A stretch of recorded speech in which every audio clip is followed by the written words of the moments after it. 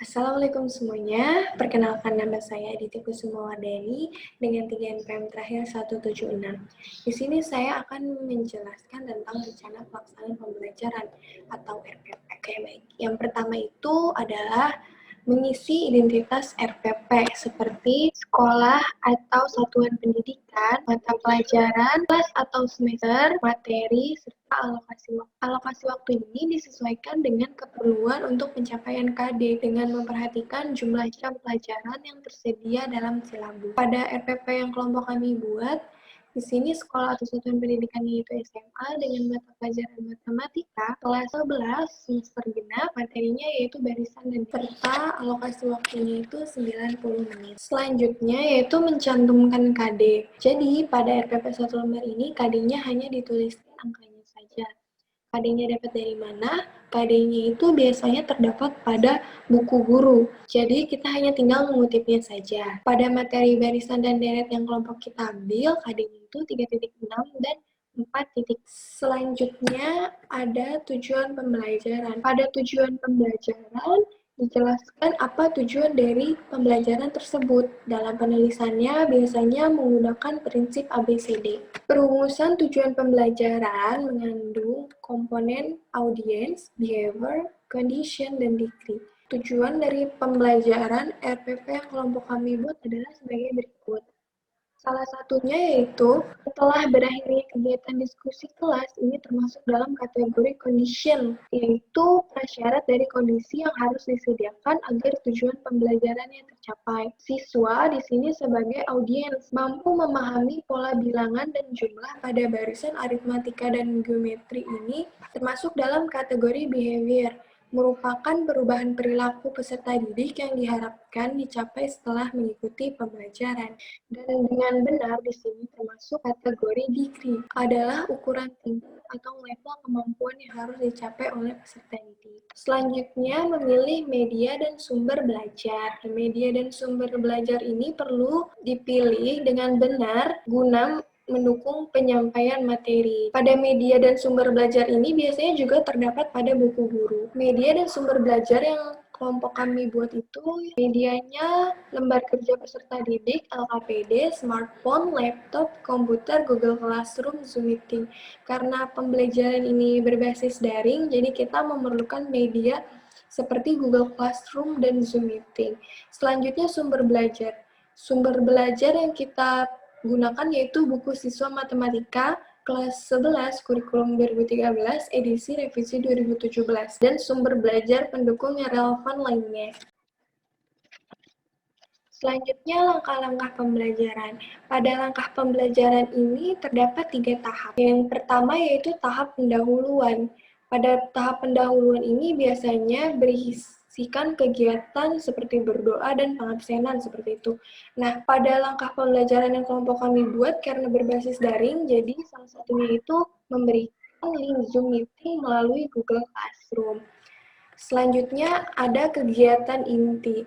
Karena model pembelajaran yang kita ambil adalah problem-based learning, maka ada beberapa tahap lainnya seperti stimulation, pemberian stimulus, problem statement, pengidentifikasian masalah, data collection, pengumpulan data, data processing, pengolahan data, verification, pembuktian. Dan yang terakhir ada kegiatan penutup.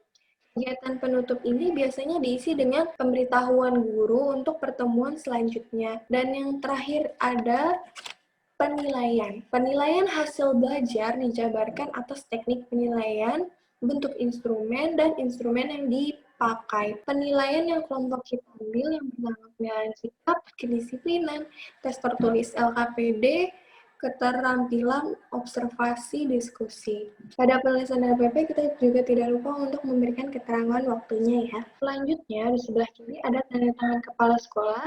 Ini menandakan bahwa kepala sekolah telah menyetujui RPP yang kita buat. Sebelah kanan yaitu guru mata pelajaran yang menandakan siapa yang membuat RPP tersebut. Cukup sekian yang bisa saya sampaikan, kurang lebihnya mohon maaf. Selanjutnya akan dijelaskan oleh rekan saya.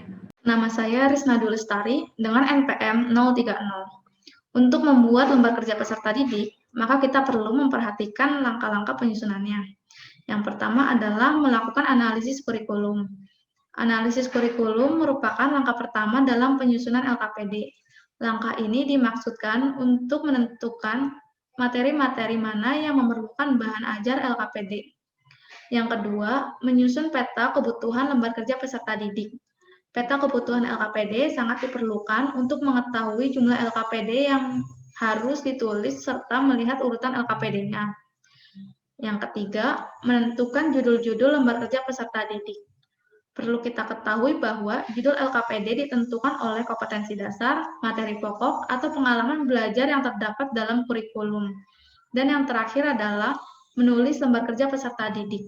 Dalam menulis lembar kerja peserta didik, hal-hal yang perlu diperhatikan diantaranya adalah yang pertama, merumuskan kompetensi dasar, yang kedua, menentukan alat penilaian, yang ketiga, menyusun materi, dan yang terakhir adalah memperhatikan struktur LKPD. LKPD terdiri dari 6 komponen yaitu judul, petunjuk belajar, kompetensi yang akan dicapai, informasi pendukung, tugas-tugas, dan langkah-langkah kerja, serta penilaian. Halo, saya Teddy Setiadi dengan NPM 202. Di sini saya akan menjelaskan mengenai bagaimana cara membuat LKPD interaktif dengan menggunakan Live Worksheet. Nah, untuk pembuatannya itu sangat mudah. Yang pertama, kita login dulu ke web Live Worksheet-nya di liveworksheet.com. Ini merupakan tampilan dari web Live Worksheet-nya. Kemudian kita pilih di sini ada Teacher Access, kemudian login. Apabila kita belum memiliki akun, maka kita klik register terlebih dahulu. Nah, setelah itu, setelah login, kita pilih menu Make Interactive Worksheet. Kemudian di sini pilih Get Start untuk membuat LKPD interaktifnya. Setelah itu, langkah pertamanya itu upload terlebih dahulu LKPD yang telah kita buat sebelumnya dengan format PDF, JPG, atau PNG dengan size limitnya 5 MB. Apabila sudah memilih LKPD yang telah kita buat sebelumnya, maka langsung diupload saja. Kemudian kita akan masuk ke menu editingnya.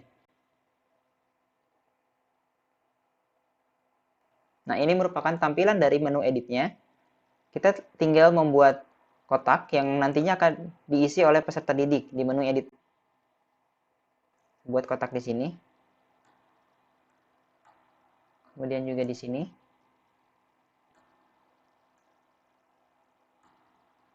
Nah, untuk kotak-kotak atau kotak yang nantinya akan berisi jawaban dari peserta didik, seperti halnya di sini.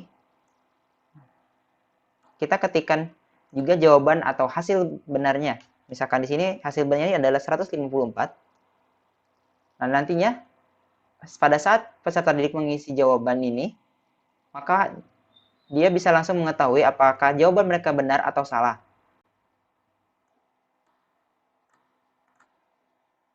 Setelah kita selesai membuat kotak atau kolom yang nantinya akan diisi oleh jawaban siswa, beserta tidak lupa dengan jawaban benarnya sampai di akhir,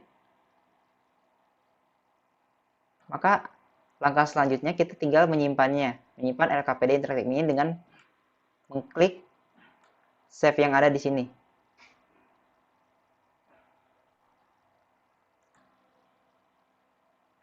Pada proses penyimpanannya, di sini terdapat dua pilihan, yaitu save untuk berbagi dengan guru lain atau secara publish, atau kita mengkeepnya untuk kita pribadi atau secara private. Misalkan kita akan men-save-nya untuk share untuk publish. Di sini nantinya ada beberapa yang harus kita isi, seperti judul, bahasa, school subject, grade, main content, umur, dan deskripsinya.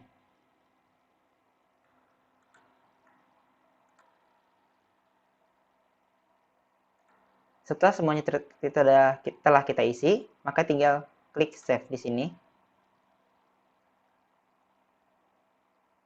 Maka otomatis tersimpan, dan ini adalah link yang nantinya dapat digunakan untuk mengisi LKPD interaktif ini.